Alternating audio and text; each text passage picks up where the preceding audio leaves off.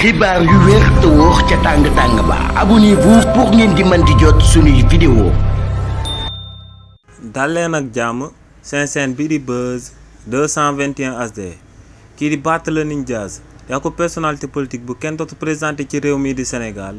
ginnaaw ba mu bàyyeekoo ci tournée internationale bi mu daan amal ngir gën a daal di massifier mouvement politique am bi mu samp récemment te mu dippee ko Sénégal gi ñu bokk. te si li ni mel mu demoon ci sénégalais yu nekkoon ci diaspora bi te si li ni mel mu daal di jaar ci dëkk yu bëri yu daal di nekk bitim réew kookee di Barthélémy Dias ginnaaw ba mu dellu siwaatee ci réewu Sénégal tey daal dinay oote akub conférence de presse ngir daal di fësal plan d'action bi nga xam ne moom la na ma daal di tëral ngir daal di jàmmaaloog régime bu bees bu fi daal di nekk si li ni mel kii di Barthélémy Dias ci interview bu mujj bi mu daan amal ci biir France 24 daa xamaloon sénégalais yi que ne réewu Sénégal ñaari problème la daal di am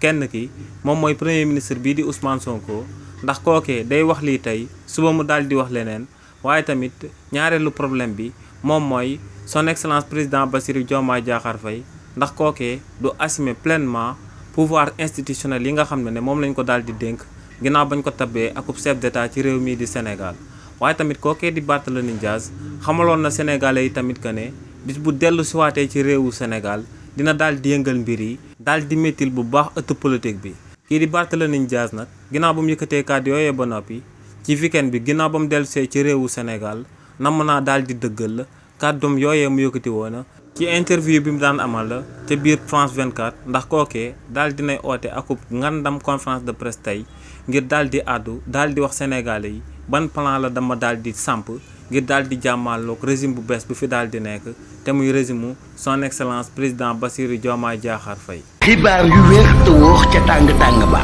abonnez-vous pour ngeen di mën di jot suñuy vidéo.